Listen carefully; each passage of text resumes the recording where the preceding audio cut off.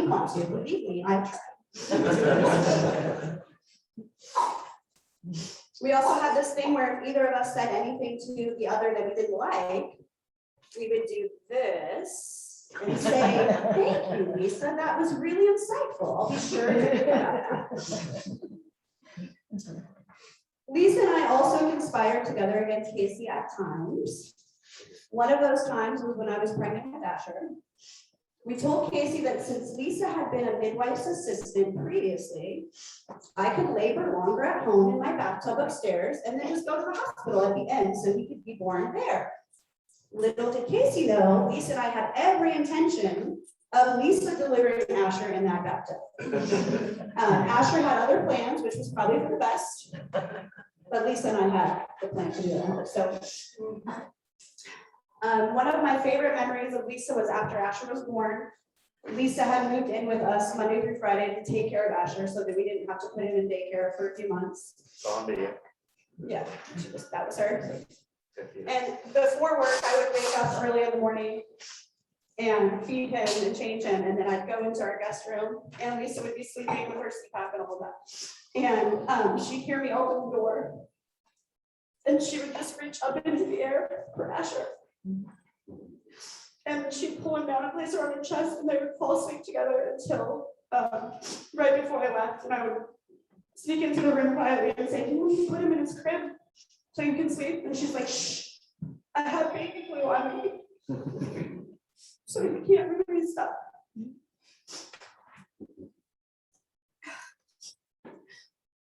Thank you, Lisa, for stepping in to be the mother Tanner hated needed for so many years. You did it with such enthusiasm and endless love. Thank you for loving our babies, Asher and the story so perfectly. Thank you for raising a son who was such a good father and husband. Thank you for loving me as your own and showing up for me so many times and in so many ways.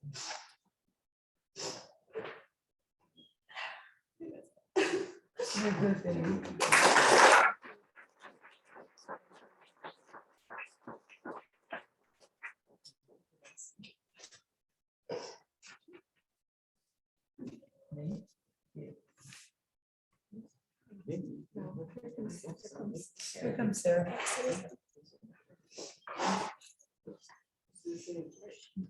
This is a poem. This is the last verse of a long one written by my daughter, Hallie, who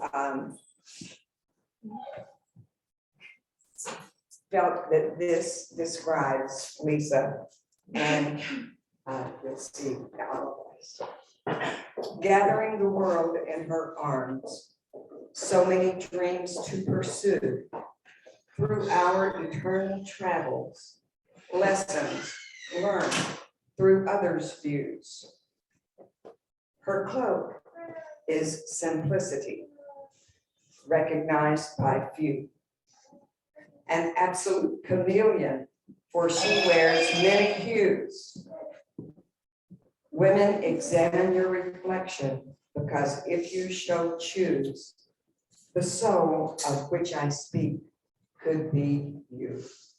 Enigma by Hallie Goodis.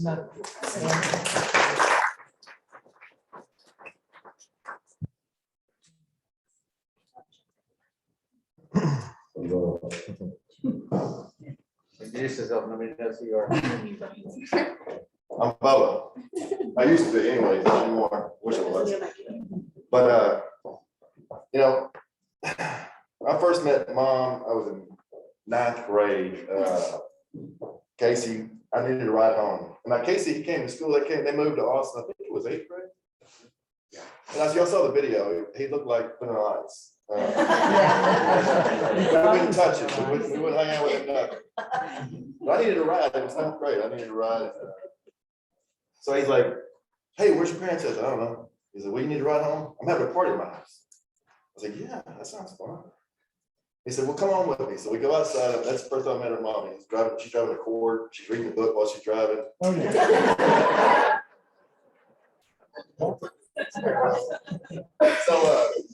we get in the car and she said, we got to go to the grocery store, get on food. Okay, we go to the grocery store.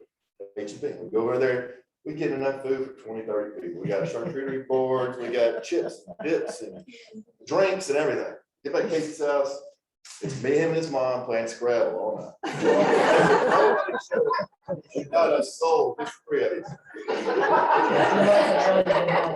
And she says, want to stay the night? I said, okay, I stayed the whole weekend. And then I stayed every other weekend. From there until, you know, we graduated.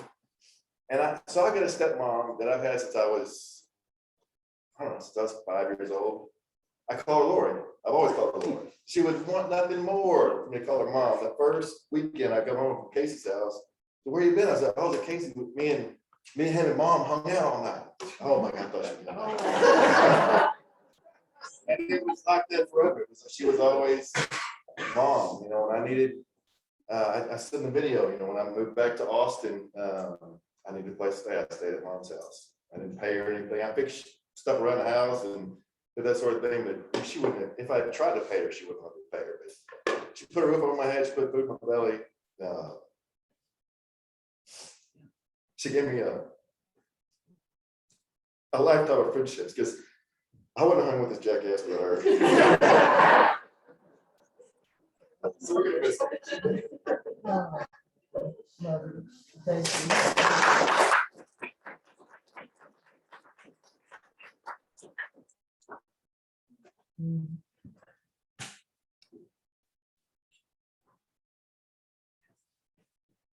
Okay, right. I think I'm ready. The microphone? That's the big. I don't think I do. I'm pretty, You know, you're on my shirt or something's happening. it's pretty cool.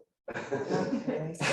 Tell us where you got that lovely jacket, Deborah. Oh, this is Lisa's. I have no idea where she got it. Maybe I gave it to her. I don't know. I can't talk about my sister.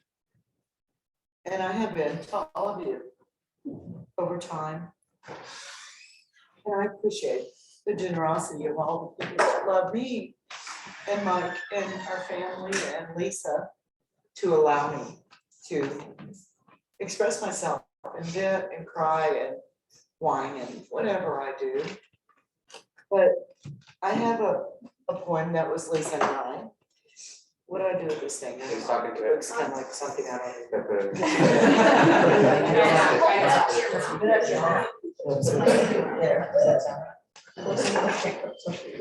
This was a poem that Lisa and I shared, and I had the good fortune of those beautiful, glorious 2 days that we had with Lisa at the time of her passing.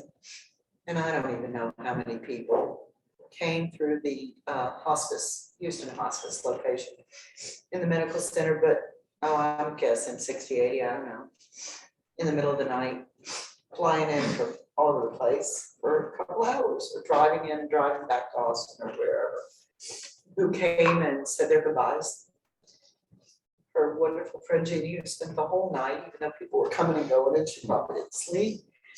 And we had the honor to be there all the time through those last 2 days of her life. It was a beautiful, sad, funny experience, but I think she would have been proud that we got kicked out of the parking lot. On her account, because we'd already been kicked out of the corridor.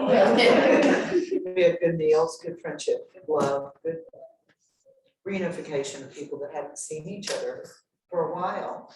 And I know that was all about Lisa.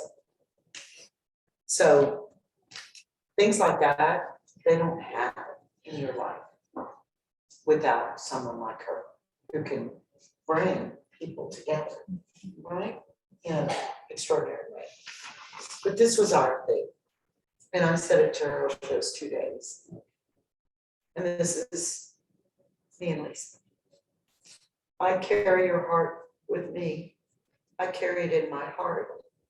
I'm never without you. If anywhere I go, you go, my dear. Whatever is done by only me is your doing, my darling. I fear no fate, for you are my fate, my sweet. I want no world, for beautiful you are my world, my truth. And it's you, whoever a moon is always, I'm sorry, it's you. Or wherever a moon has always met, and whatever a sun has always sung is you. Here is the deepest secret nobody knows. Here is the root of the root, and the bud of the bud, and the sky of the sky of a tree called life, which goes higher than soul can hope or mind can hide. And this is the wonder that's keeping the stars apart. I carry your heart. I carry it in your heart. And this reality becomes the. I love you, Lisa. Thank you.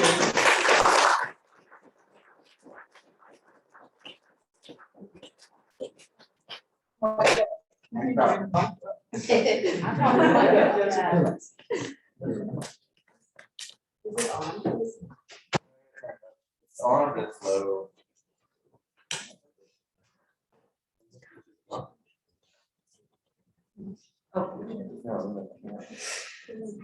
Lisa gave us the weather, by the way. That was the only delegated.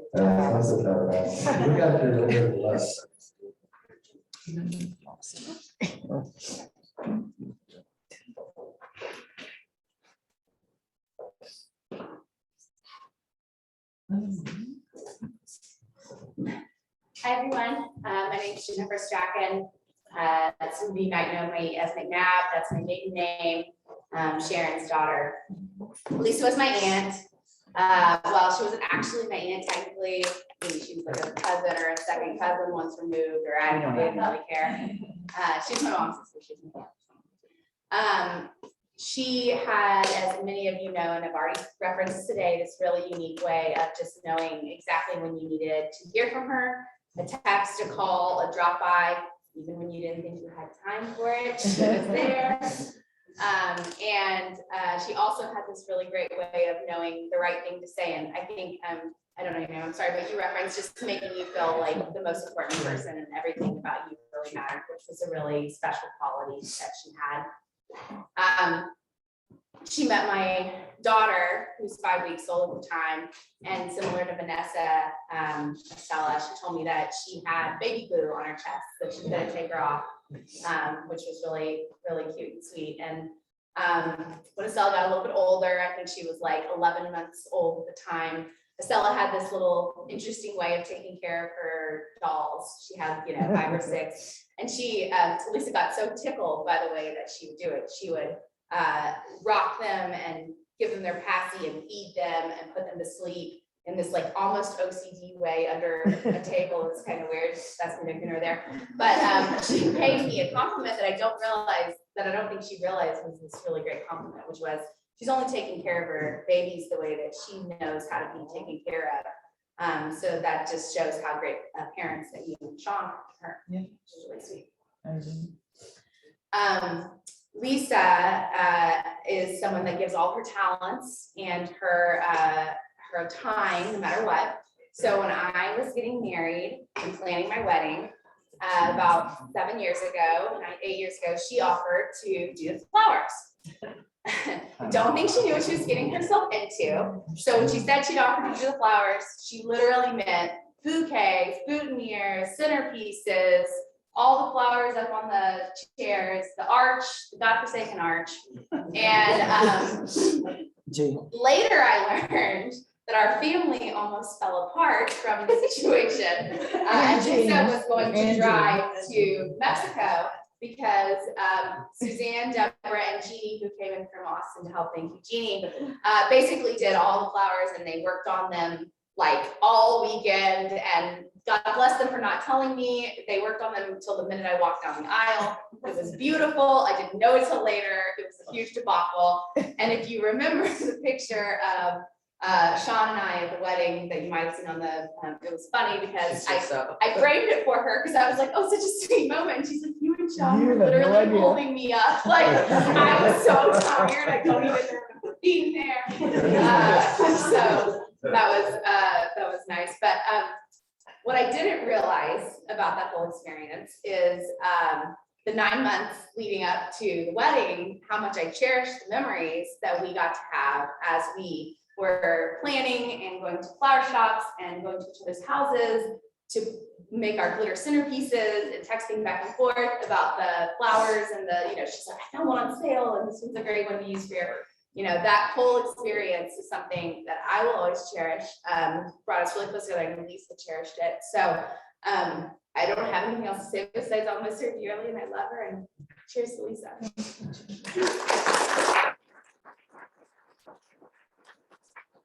Tell me on the break, we're not gonna rush this. Bathroom break, everyone. Bathroom break. Get a drink. Everybody. We're not gonna rush this, they can't. Get some food, whatever. Be back at a certain time, it's gonna be late.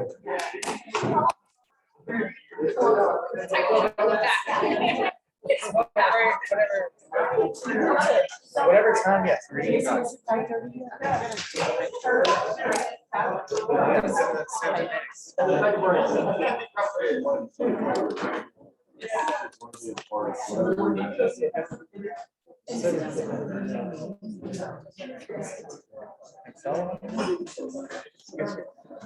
Just got here.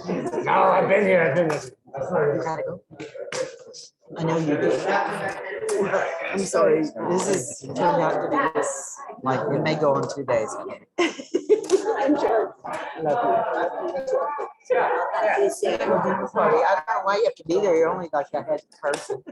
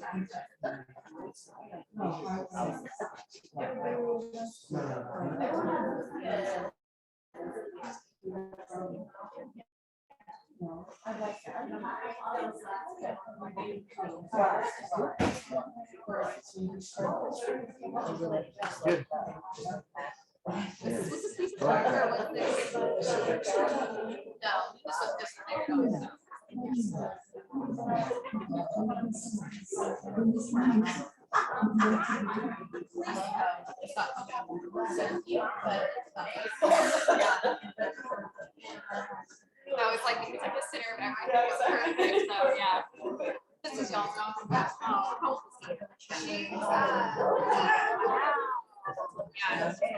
You know what that is? Is that like okay. You see how like all the walls in our kitchen are really like sharp squares? Yeah, like the capitals. Oh. So our wall cabinets like the same thing. Okay. Thank you so much. Okay, so I was worried it was like some kind of like yeah,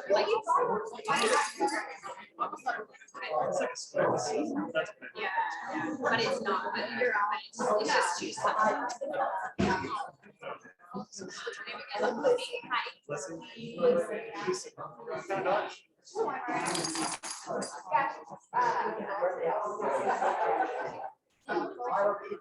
That's probably, I was actually looking at that.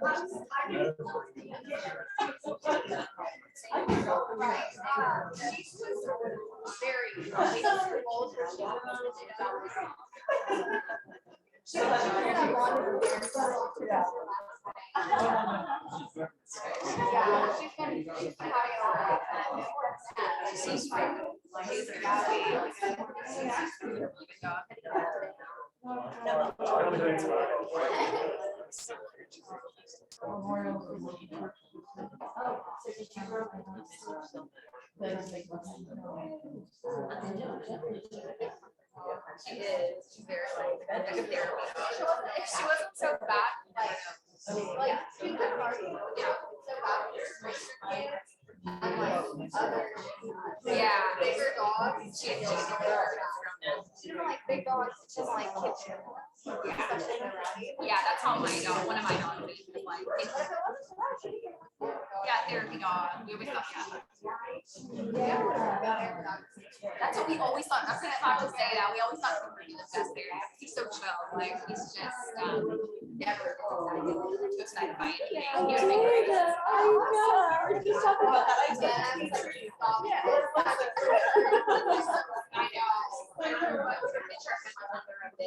Yeah, I was sitting on the ground, but I was like, oh yeah. Yeah, I saw you. Yeah, I was like,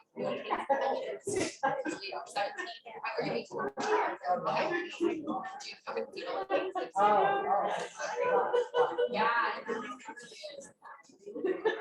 All those pictures, all those, you know, I love your photo. I saw you. Yeah, that was so cute. I like the picture of you with like the really pale face, like red. Yeah. I love that pixie cut. Like it brought this, yeah. I mean, look at all. Why not? Yeah. I had Banks, junior year, beginning of it. I like it. It wasn't great. Some people look good. Short name, yeah, right. Whenever I say that, I'm like, I think that's yeah. Yes. So where are you living right now? Are you in? I know. You're in LA. Okay. Sorry, like, I like it. That's awesome. That's good. Yeah. So this was no, not yeah. Is it there? Yeah.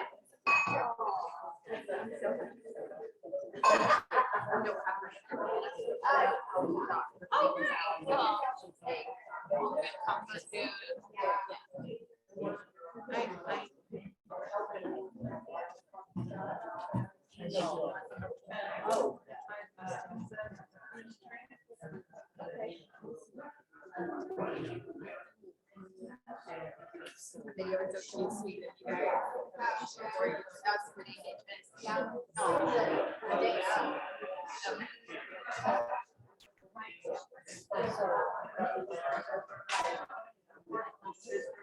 She was just such a mother.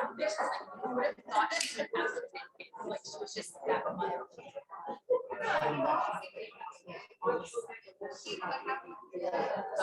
was like born to be.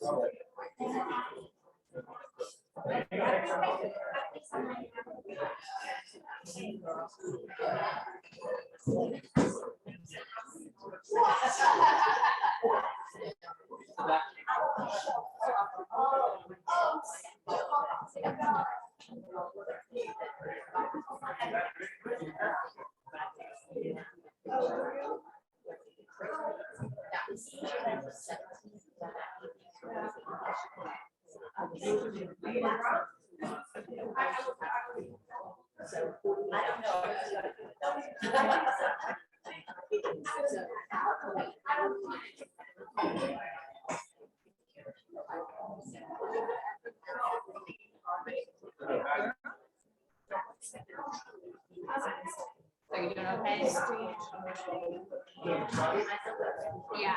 I don't know. I don't know.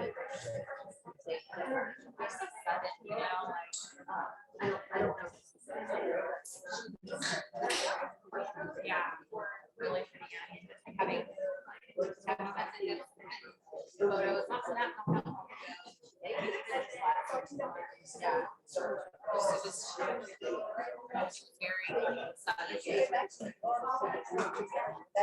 That's the time of listening to, you know.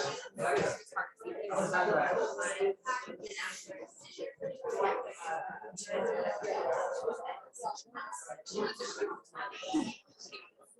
I don't think she it's hard to always have that.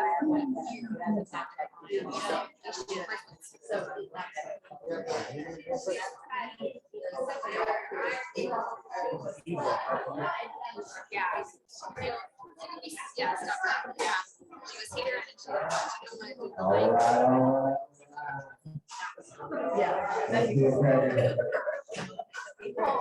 We're gonna give that the smooth sound of G. So that's the story. You're welcome. Where's G? Is that the G?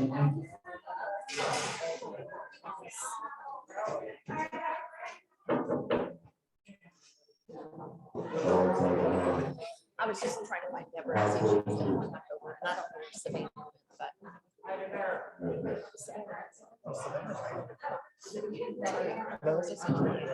Thank you. You want me to go find them? It's here right there.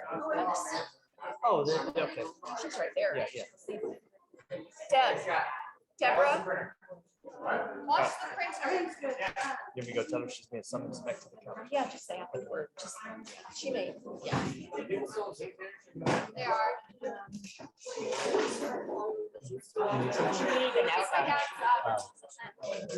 My dad's sister. No, she said zero. Talk to them, what do I say?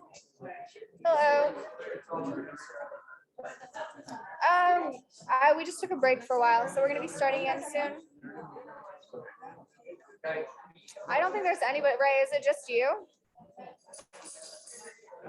Yeah. Dad, it's just Ray. I don't think so. That's us. That's another version of us, and then Ray. All right, so you want to hang out? We can open and do some of this.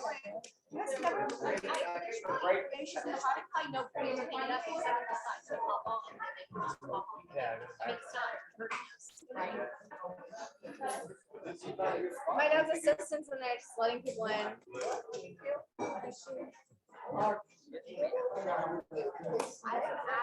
Be an inspiration.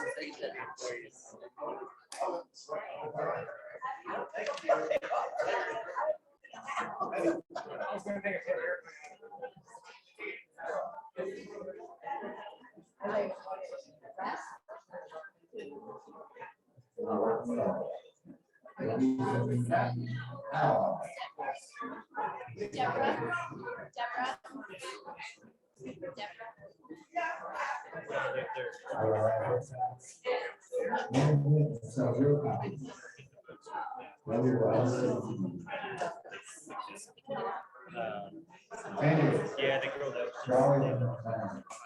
Yes, yes, everybody. The hall.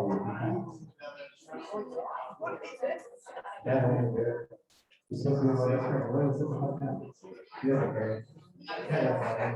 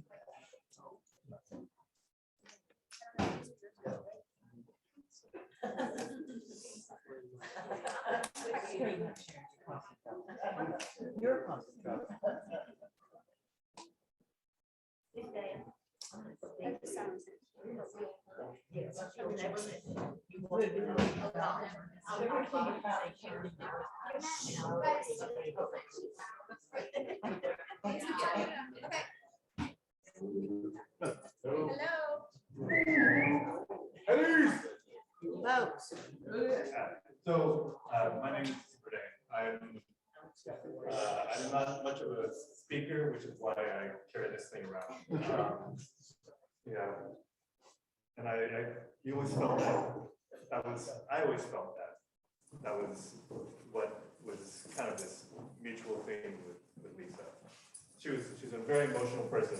I probably wouldn't say the same about myself, but I'm too busy being probably too square and trying not to be emotional to never show up. But she was always good at doing that for me. She would bring me in and make me feel like I was able to do that.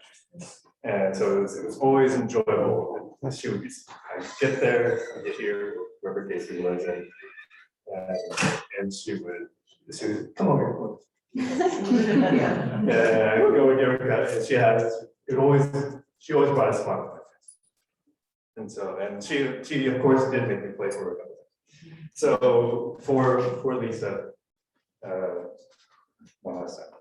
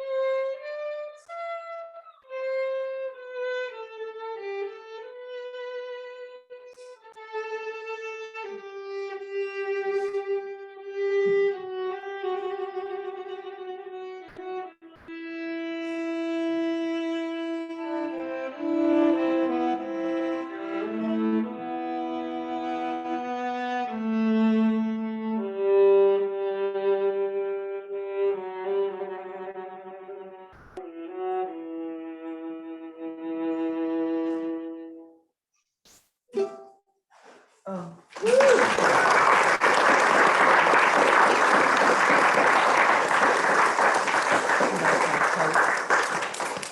was amazing. And you don't even have to pay for this performance. Renee, thank you so much. That was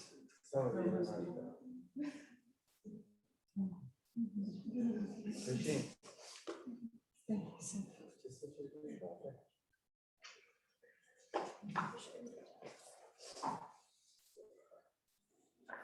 I can go. Okay. Pretty and green.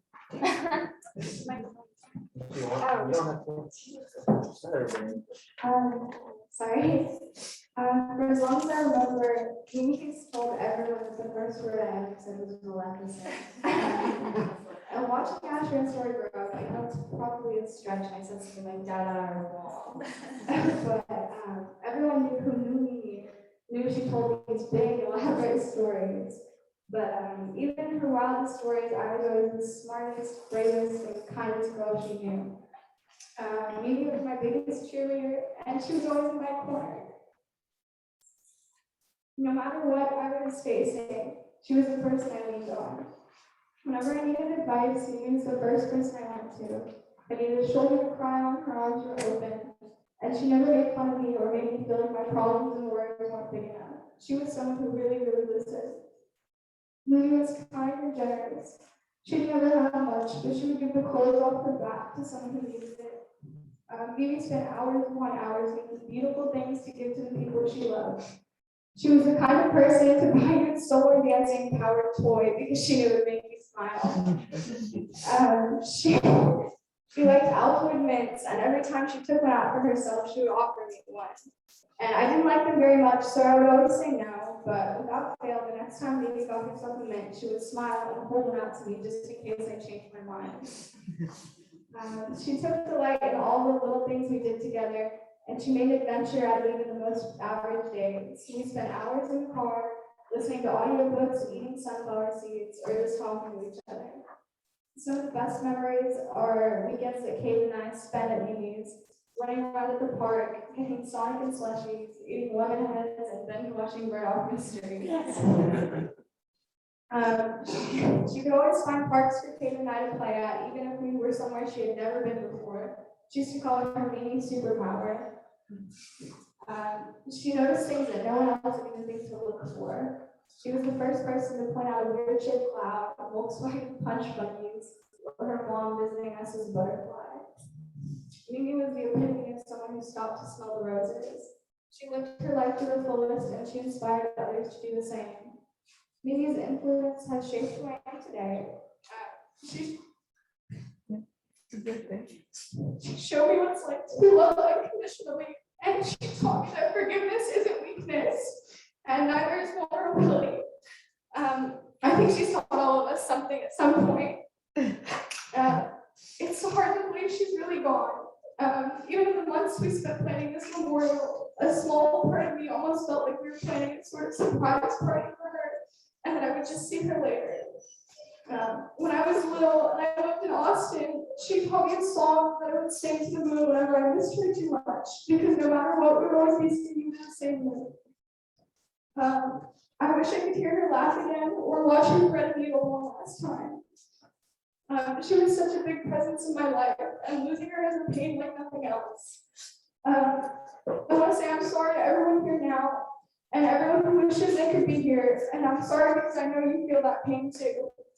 Mimi isn't someone we'll ever forget. She'll always be in our hearts, watching out for us, and laughing and celebrating alongside us.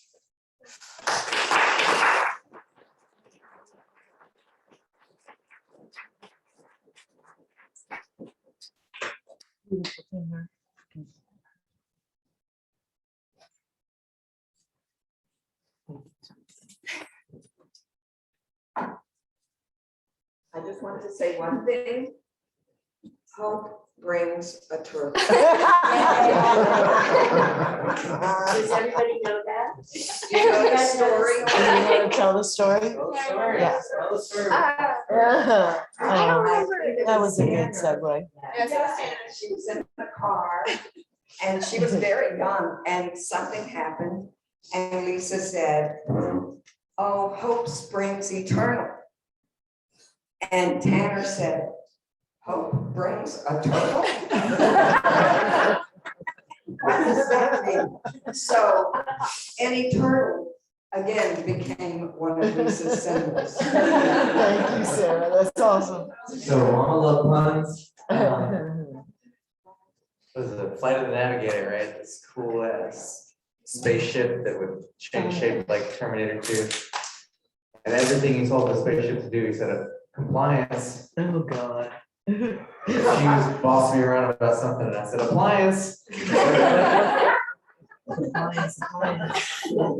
There's so many. Those are the two good ones. Awesome. There you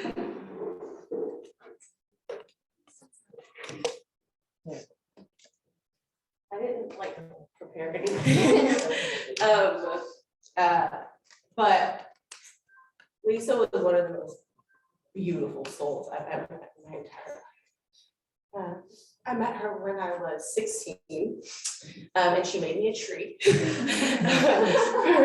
The Wizard of Oz that we were in. And the beautiful thing about Lisa, she has this energy about her where you know her and you meet her, immediately you just feel at home, you feel comforted, you feel welcome. And I feel incredibly lucky to have known her and to have loved her the way that I do. Sorry, God. She felt that way about I remember every time I would always get really bogged down with work and get very busy. And then I get a call from Lisa and I just like smile and we just like talk for however long and then we schedule lunch and then we go to lunch and talk for hours. And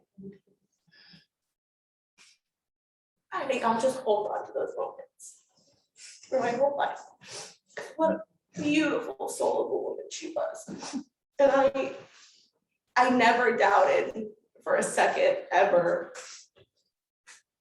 that she loved me just as much, if not more than I loved her. She just had that capacity in her. And I'm just lucky to have known her and to have had her in my life. So,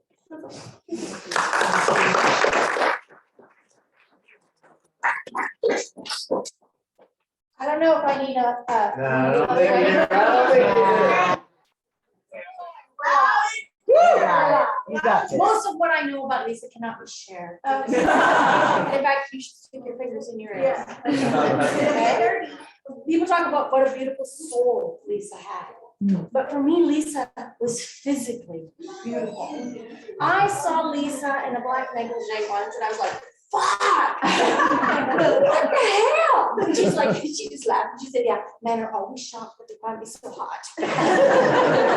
She was beautiful. She's beautiful. I saw her once in the swimming pool and I float. That girl made me look like a piece of lead. All her bits floated. It was amazing. I laughed my ass off when I saw her floating like this in the pool. Like there was nothing happening. She just floats. And then you know, I had the privilege to be there at the end, a little bit before the end, and also at the end. And I wish that she could know how beautiful she looked lying there. The nurses came in and said, "Oh, she's so beautiful," and I was like, "Yeah, she's beautiful."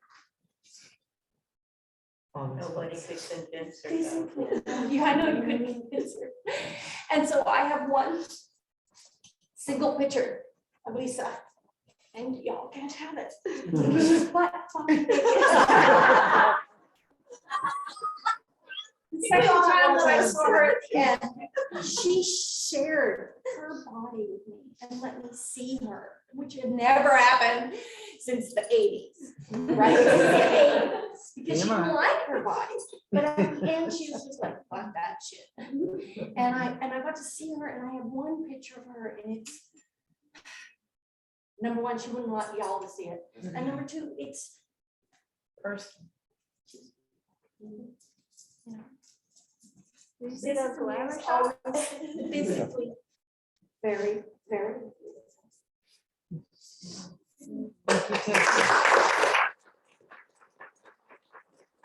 I love the body girl coming out there. Love it. Well, Deborah, tell about the glamour shots. Oh, no, she was horrified. I had never seen them. I knew of them. Well, Deborah made the mistake of giving them to us. Well, Every single one of I them. found them when she was first sick, and I went, okie dokie, what have we got here? She's like, put that away, and I go, And I looked at them, and then I gave them to them, so the world gets to see. She was hot, Yeah, they were so. but she was a little embarrassed by it, because it wasn't her thing, you know, to do that. She was hot. But you saw them all now. Because once these people get over there, or this family, it's out there. But I'm glad you did. You did good. Oh, I know. I'm done. I'm done. Sorry? Oh, no, sorry. Go ahead. Sorry. Two more quick stories. Is that you again, Dave?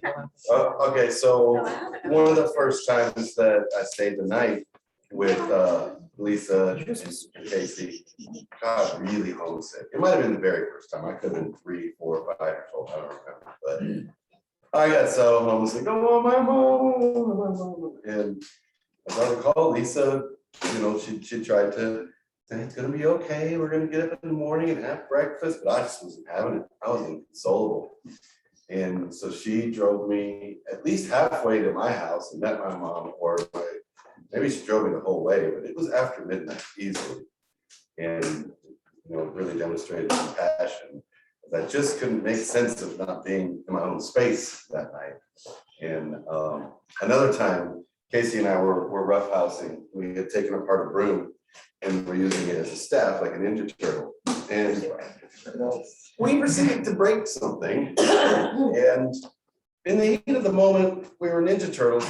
We didn't really think about the fact that we should probably clean that up. So about 30 minutes later, Lisa walks in and slices her foot open. I mean, bad, because she didn't know it was there and we were still Ninja Turtling.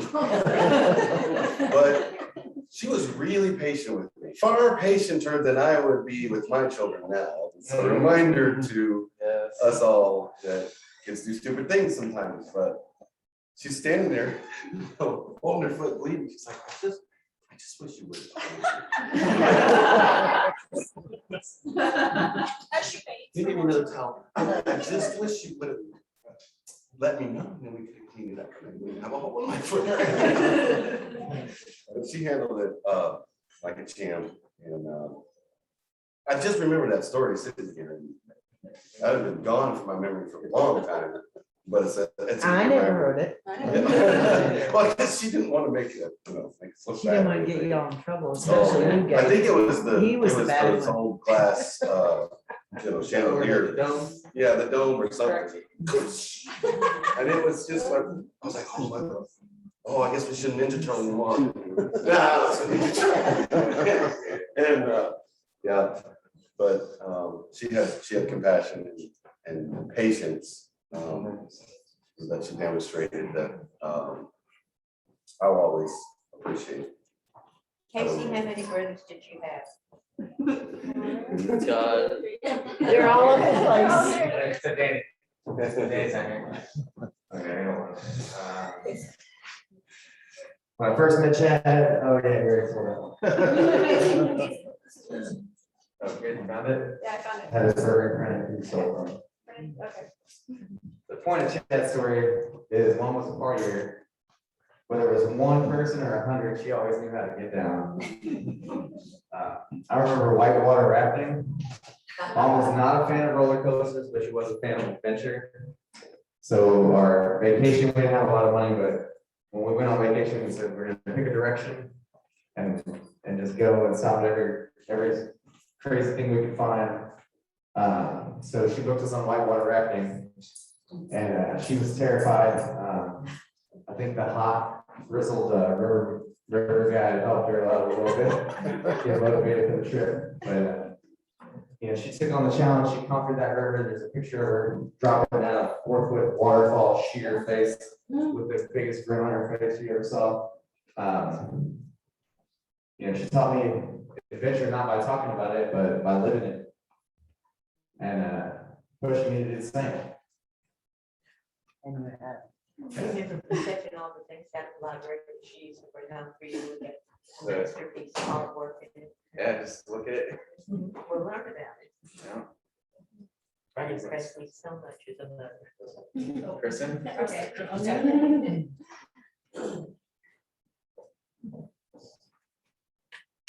Hello, my name is Kristen McNabb. Lisa was my aunt slash cousin as well, Jennifer's sister and Sharon's daughter. I'm not much of a public figure, but I did just want to share a memory I had when I was about 4 years old. Our parents went to the Bahamas, and we stayed with Deborah and Lisa for a little while. And I also was terribly homesick, sort of like you were saying earlier. And I was having these terrible nightmares, but she made me this like dream catcher and put it beside me, and it really helped. It helped me get through the night. And she was always just very so much of a mom and so much of a matronly presence. Lisa was just so inspiring, like everybody has said. She's inspired me to be good to all people. She was just good to people because they were human. It didn't matter, that was enough, sort of, like as Suzanne said earlier. She also just had the wisdom of so many different lifetimes in one lady. So she was an amazing person, and she'll be dearly missed.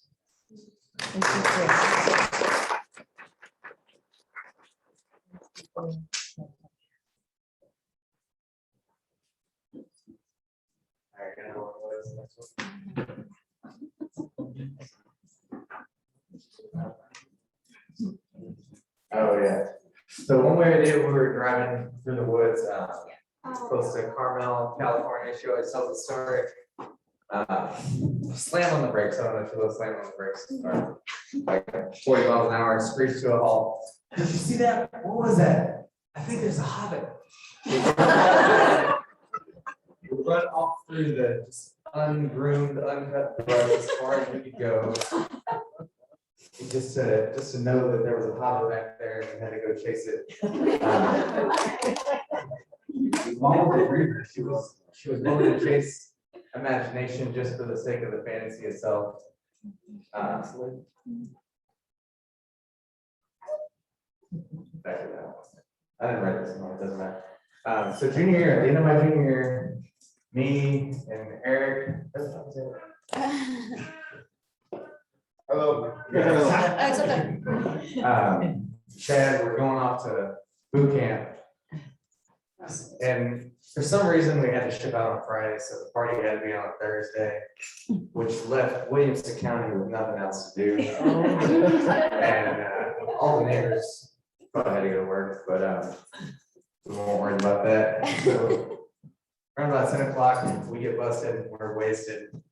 And the cops have got lines and lines and lines of teenagers out in the front yard, and they're sorting through all these little kids, and I'm standing with my mom, and she steps in front of the cop's right here, and I'm right here behind him. She steps in front of the cop in his face, starts telling him what's what about the legal process and some bullshit. So drunk ass tuck and roll into the garage door. I was in the backyard to find Eric already hiding under the deck. About 4 hours later, we found somebody came to find where the party's at. Still just showing up for the first time and actually give us a ride. It was Carlos. Oh, Mitch was there too, though. No, Mitch was asleep. Mitch was asleep. Party ended. It was close, man. Y'all So, don't remember, just face the. The point of the story is Mom was a gangster. True. So right or wrong, when it was time to act, she had the balls to act. She went to jail that night. Yeah, She was in jail that night. So she told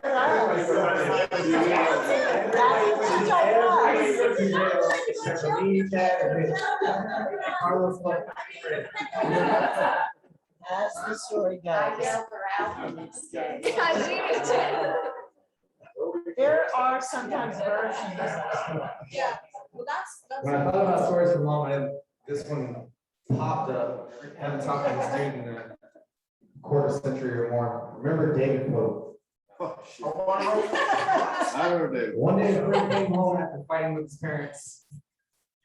And she let David Pope live with us for weeks and weeks. And it was drama and it was a shit show. And I was afraid to bring it up to her. You know, this weird, like, hey, can my friend come live with us? Before I even got to the end of the sentence, halfway through the sentence, she said yes, immediately. The whole time she's on the phone with his parents, brokering the peace. She's on the phone with his brother. She's put this kid up in the roof in our house. The point is, mom was ride or die. For her level, ones, anything and everything possible, she would do it. She had a huge heart. It was open to everybody. It was unconditional. Well said. Dad's got a story. This can go until tomorrow. So for everything she made That's the me, plan, she wanted the best for her loved ones. Even more than herself. You know, she encouraged you to dream that impossible dream, to climb that mountain. That same vacation, we were driving to Colorado and saw the foothills for the first time. I said, man, that mountain was really cool. I wish I could climb it. Can you?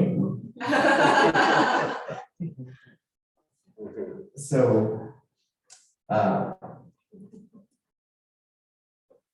I never ever had a question if she loved me, or if she supported you, or if she was on your side, or if she would do anything for you. You know, we're talking to my kids about it all the time, is self-help books, start a new habit. Number one habit about the list is to make me feel every day that I love them, and support them, and appreciate them. Yeah.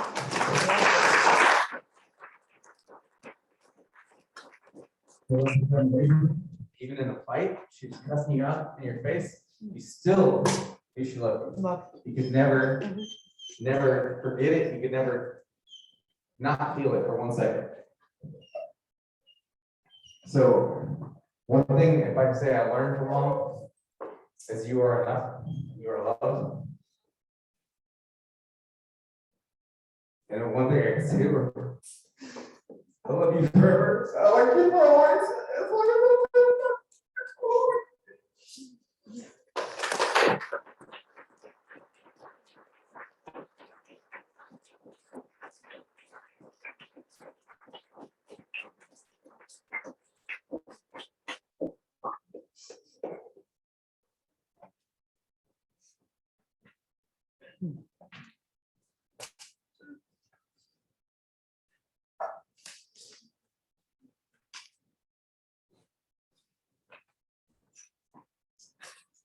Hello.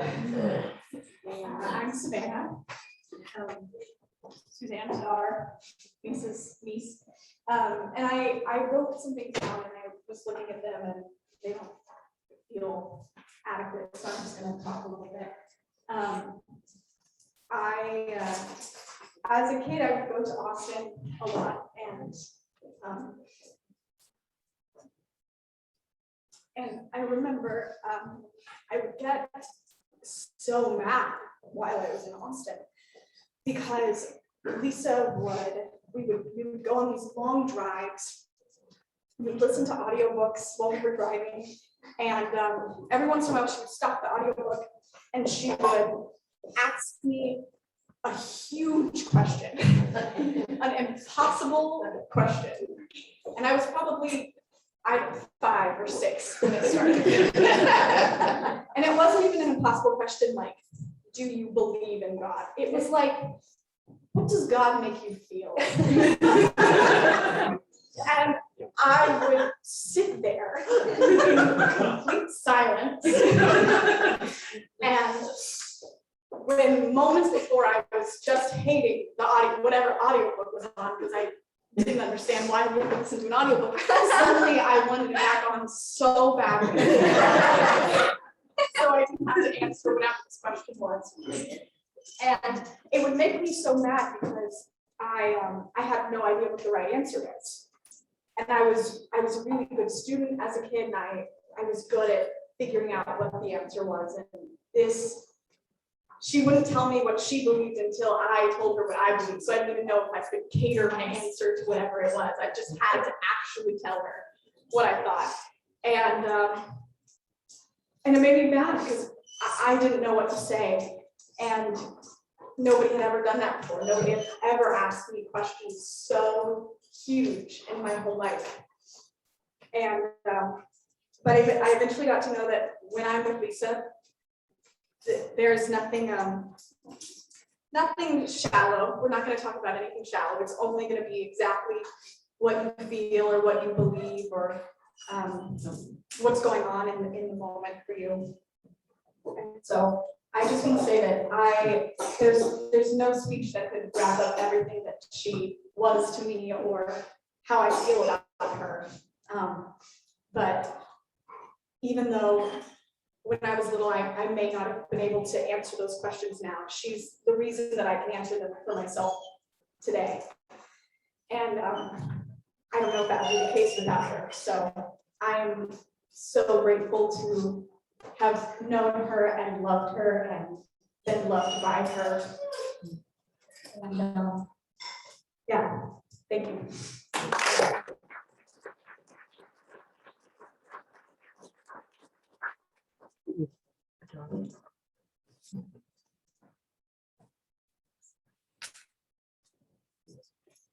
My dog can feel energy, so she's just coming to. Yeah.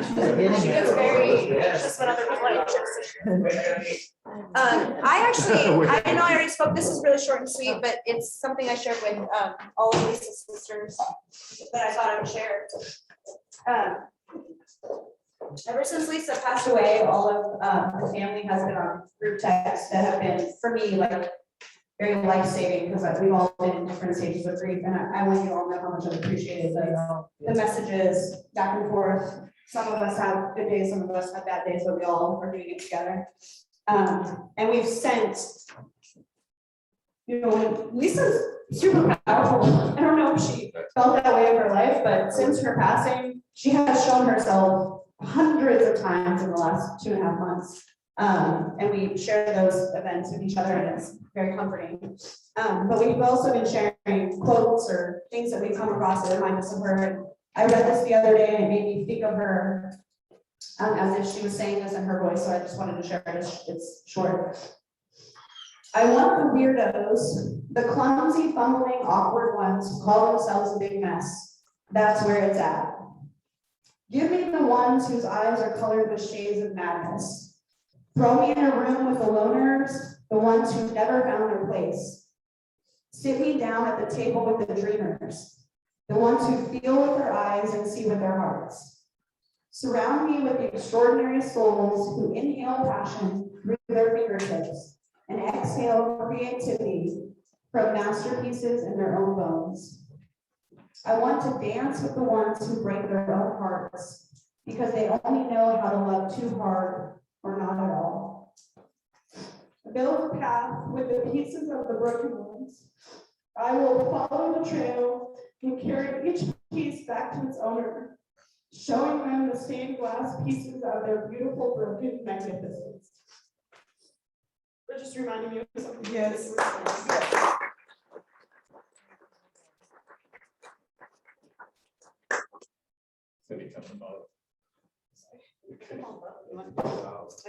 Welcome So to I God. didn't prepare anything for this, mainly because every story I've got is probably not good for the kids, but when the spirit compels you, right? The Introduce your dog.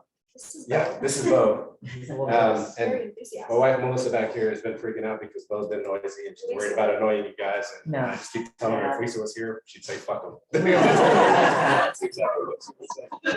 But, It's totally appropriate that he was. She loved animals. She did, yeah. She loved dogs. So, I'm Bailey Steed, I'm Chad Bubba's cousin, and, so I, kind of like Mandy, I'm part of this family because of Chad and just by the grace of God, but, I think I met Casey probably 13 years old, maybe 14 years old, and went to spend the night at Chad's house, but Chad was at Casey's house, and so parents said, okay, that's fine. And, so, Don't tell the whole story. oh, I'm not gonna- I met Lisa that night, and probably the best advice I ever received as a 13, 14-year-old kid was the next morning when she said, you can't take aspirin with booze in your stomach. That's stuck with me to this day. I drank over some other ways. What's that? Good advice. She was proud. She was proud of all of us, regardless of how degenerate we were. And really, just hearing everybody talk, I'm just shocked that woman had enough time to call all of you. We're surely gonna. She talked to you all the time too. She talked to all of us. She talked to all of us, man. I'll always regret the times I ignored her calls, because there were some of those. Well, I was with her on one of the last trips I think that she took. Yeah. We went to see the Bluebonnets, but we had to go see them. But guess what I saw more than I heard, what I heard more than I saw was about my boy. They call me mom. I said, they were, what? Yeah, they call me mom. There's only about a small army of us. Yeah, but that's you. And it's so much. Well, so-and-so did such and so, and this is that. She was so proud of all of you, Yeah. and she loved you dearly, let me tell you. No doubt. It's hard. I just keep waiting for her to walk in the door. Yeah, you're having a She hard was always time. late. She was always here. And she's late, but yeah. So just a note for all you guys, when mom got sick and they had these COVID restrictions and visitation and this and that, and more people came and visited her in hospice than when she wasn't with it. And I asked her, she was in pain and she was on pain meds. I asked her if she wanted to start calling people and getting, and making these arrangements. She said, they know how I feel. They did. They do. She knew that She they was, did. without a doubt, she Yeah. knew Everybody Oh, knew. yeah. that you guys knew how much she loved you. Yeah. Yeah. She didn't have any need to hurry up and Like Savannah said, Start there's no telling me need for now. a device. We already talk anyway. Right? That's. they know how I feel. No, sorry, two things. They know how I feel, and there's too fucking many of them to call them right now. No technology required.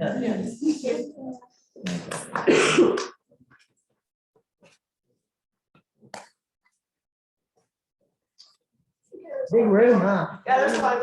It's a big room. You okay? I wrote something about honor. I'm not gonna read what it said. Okay.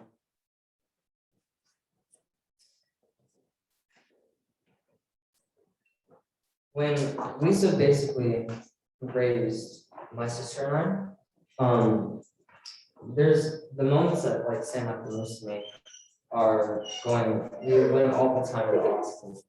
And I'm surprised she didn't say this, but there was a Antonelli's cheese shop. Oh, yeah. She loved that. She would take us there and we would pick out all of this cheese and all of this bread. And it was, we had the best times. We would eat it, we would have a car picnic. And we would just eat the bread and talk and just have a good time. And I didn't have that. She was basically my mom until my mom came into my life. And when she got sick and she passed, it was the same as losing a second mother. And if I didn't have my mom right now, I don't know what I would do. Because she was my mom. She was more than just my grandma. And she was a mom for a lot of people in this room. For Scott, for Joseph, for Chad, for my dad, for you, and for a bunch of other people in this room, everyone. And it's amazing seeing how all of these people come to this room, and it's amazing to see that she affected this many people this strongly, right? And there's a lot. I'm gonna miss her, but I'm pretty sure I'll always remember her. I wrote here.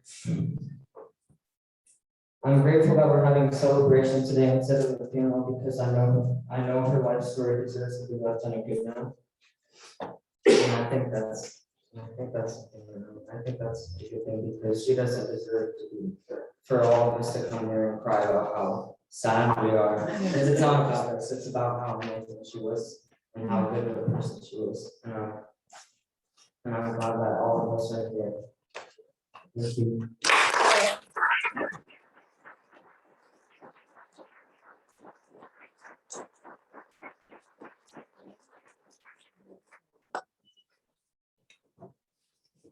Yes.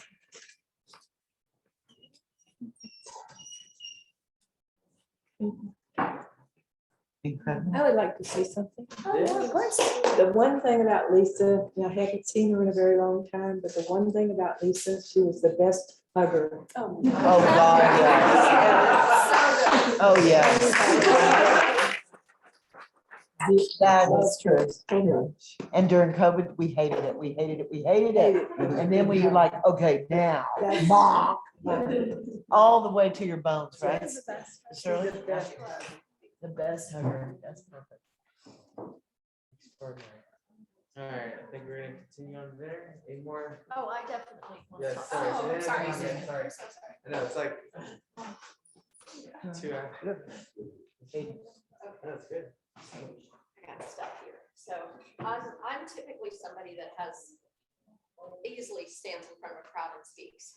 But I did have to write notes because for some reason I really resisted putting my ideas together. When I started thinking about what do you say to your sister that's been in your life for 51 years? What makes her special? Absolutely everything. There's no other individual on the planet that would ever shine a candle to my sister.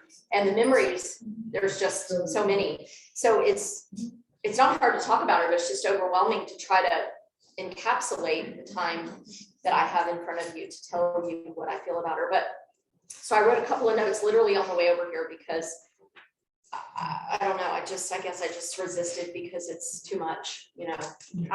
What I want to do and hope to do is that I live my life as a reflection of the things I might say up here if I had unlimited time to talk to you. But the first thing I wanted to say is this right here is extravagant, but so is God.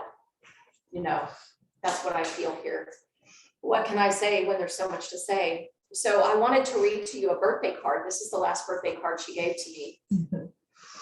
And it's Madeline Engelbrecht, and it says, "Don't look back." And there's a fork in the road, and the little girl, the sign says, "Your life this way," and no longer an option that way. And the little girl is walking the way that says your life. And she wrote inside, and one thing about Lisa is you just would randomly get a card in the mail. You know, like for no reason at all. It didn't have to be your With a birthday. stamp. And really, she never sent a card that actually said happy birthday or Merry Christmas, or, you know, she would never bought a card that said some occasion because she was gonna fill the card, right? And I know many of you have probably just randomly received cards for no reason, and that was one thing Lisa did. But anyway, it says, "Look ahead to a year of adventure." And this is what she wrote. And she always wrote these kinds of things to me. But she said, "I adored you tiny. I enjoyed you little. I reveled in you as you grew. I admired your aspirations and dedication. Now, my beautiful, graceful, spiritual, darling young woman, you inspire me. All my love, Lisa." And then she took crayons and drew this most incredible card, which and I'm gonna show y'all, but I don't know that you'll be able to see, but it's a tree that the branches are like wings extending, and then there's all these roots, and she drew it in crayon, and then she wrote in crayon, "You have strong roots, now grow wings." And this was the last birthday card that she gave to me, but I literally have stacks of them with drawings, and she would draw me, and she would draw my dog, and she would draw Savannah, and she would draw hearts and a million things, but this is Lisa. And so I wanted to share that. But also, she did adore me. That was like, she would tell, like, every single one of y'all probably heard about her baby sister, because she talked about me constantly, like incessantly. Like, I got tired of it, you know what I mean? Yes, I'm amazing. I am a superhuman being. Yes, I am amazing. But I adored her back. She saw everyone, she heard everyone, and she believed in our greater good. She saw everything and everyone with artist's eyes. What an incredible thing, you know. I just now am starting to understand art a little bit, but she always saw everyone with artist's eyes and with possibility. And as you mentioned, Shirley, her hugs felt like a hug from the universe. You know, it wasn't Lisa hugging you, it was the universe wrapping its arms around you, strong, warm, and safe. And so there's all these stories, and I just want to give a little snippets of a few, because I know we've all been sitting a long time. But you know, when I was 10 years old for my 10th birthday, she took me to to see my first horror movie, The Shining. And we were in Freeport. Lisa always wanted to introduce you to something you've never experienced before. And so she wanted to take me to my first horror film. And so we were in Freeport, and we stayed at my grandmother's house that night, and I was literally up all night long, just like wide awake. You know, Lisa hated peas. She really hated peas so much. And so we have so many funny stories about peas, because, you know, when she was little and my mom would make fried chicken, mashed potatoes, and peas, and my dad insisted that she sit at the table until she finished her plate, but my mom put peas on her plate, she wouldn't eat them. So Lisa was forced to sit there for hours on end while everyone else was gone from the table.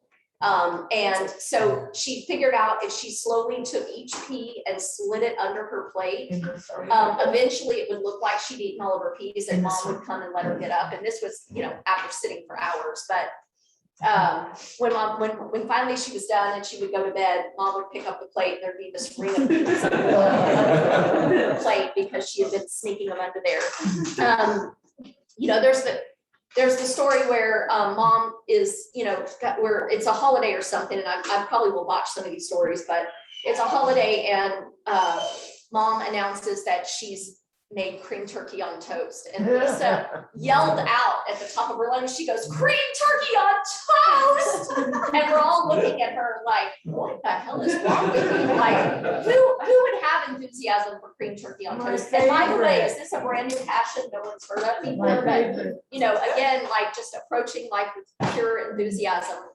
She came to visit me when I went to college in New Orleans, and we went to Cafe Du Monde, and we had quite a bit to drink. We'd spent a lot of time on Bourbon Street, and we called Deborah, Lisa, and I. And there was always this thing where, like, if Lisa got me to herself and Deborah wasn't there, then she was just like a pig in slop, so happy. Like, I have Suzanne all to myself. And so we had to call Deborah and talk about how sticky we were from all the powdered sugar at Cafe Du Monde, that was a drunken memory. And then, you know, one time she actually told me that she thought I was really selfish, and I was surprised to hear this. And then she explained to me that what she meant by that is, you know, everyone here knows what a giver she is, an incredible giver. She would give you gifts, she would give you the shirt off her back, she would give you her time, she would give you her energy. Anything Lisa had to give, she was freely giving, never thought twice about it. And so one time she remarked to me, she said, you know, I want to tell you, I thought you were always selfish, but it's occurred to me when I think about it, when you're on a plane and the flight attendant tells you, you always put the oxygen mask on yourself first before whoever you're traveling with, before your dependent. She said, I get it now. you understand you have to take care of yourself. She said, you taught me that lesson. And so we were always talking about lessons that we would share with each other. And then there's the time that we went to, what's it called? Polyesters for happy hour, me and Deborah and Lisa. Polyesters, if y'all remember polyesters, any of y'all have been around for a while. But I had done a happy hour, so I'd already had a couple of drinks, and then Lisa and Deborah come and join me, and we're sitting on this picnic bench, and Dancing Queen by ABBA comes on. And Lisa's sitting there, and of course, she had her hair down to here. And Deborah and I think, are up kind of swaying and dancing. And we look over at Lisa, and Lisa's just like, she's just swinging her hair. She's a dancing queen, and she's dancing the entire song, sitting down. She doesn't even stand up. She didn't miss a beat. And yet, since that time, in hospice, the song popped up.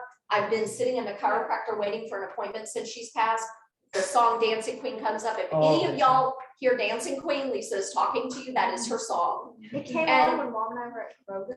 Kroger, Dancing Queen. I'm telling you, if you It's just Lisa. now tune into Dancing Queen, you're gonna hear it everywhere, especially because I'm talking to y'all right now about it. We always had the tradition of sister earrings. If we ever found a pair of earrings we really loved, we would buy 3 pair, because we always gave each And other then we get more and more and more. sister and more and earrings, more. sister earrings, and then we would incorporate Savannah or Sharon or different people into sister earrings tradition. And so I found these bee earrings yesterday, and I had to buy Deborah her pair of sister earrings because Lisa keeps coming to me as a bee.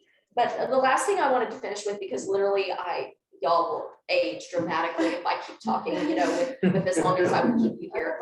But I wanted to tell you, and I mentioned it in the soundbite from the video, but in the last couple of months, my daughter Savannah came up with this idea for us to do the Artist's Way, which is a book by Julian Cameron. It's a 12-week program where you tap into your creativity. And Savannah proposed to us that we would start doing the Artist's Way together.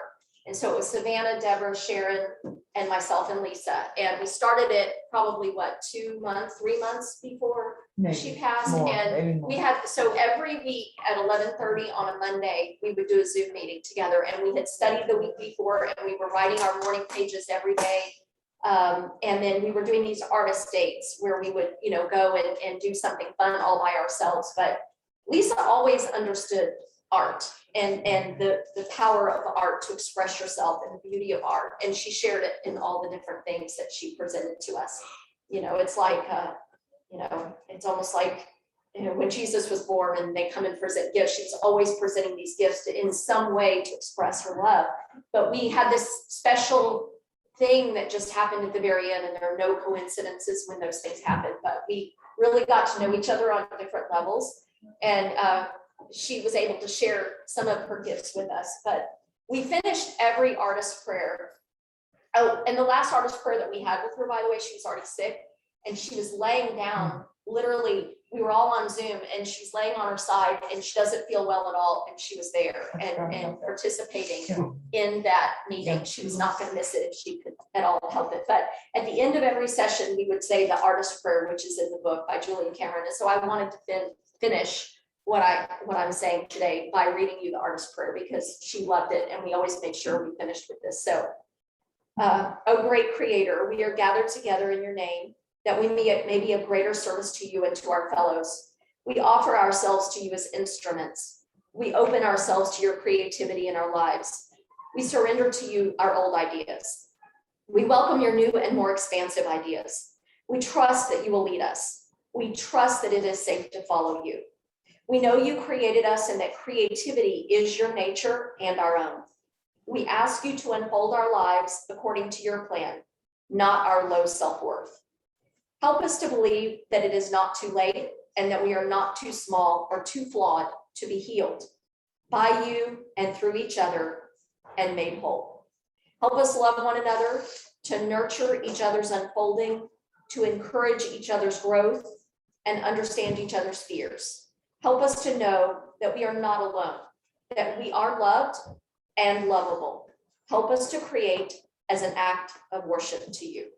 And I believe that that would be Lisa's message to all of us as we move forward in our lives, to take those ideas and the ability to understand one another and love one another. And there's just nothing else to say for me. I'll just live my life as she would want me to. Thank you,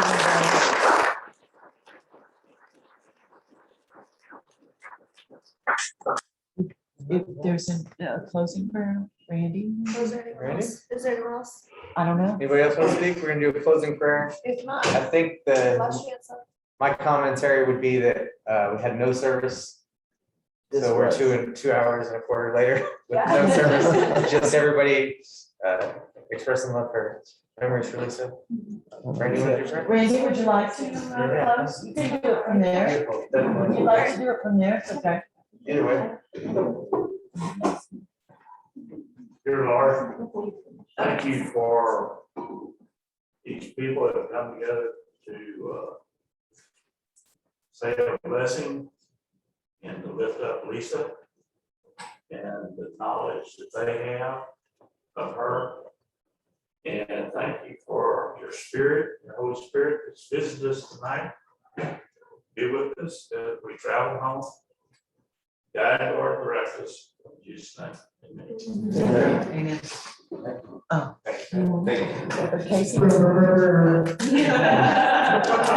This is a celebration. Ah, we love you. Get that DJ started.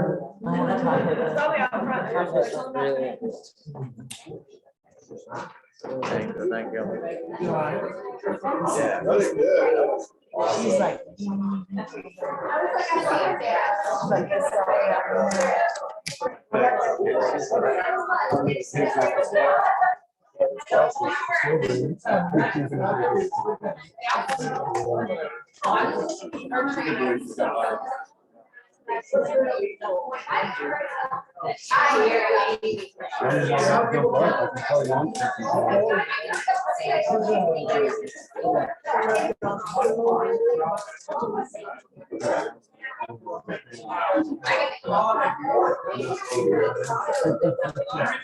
Hate to see you.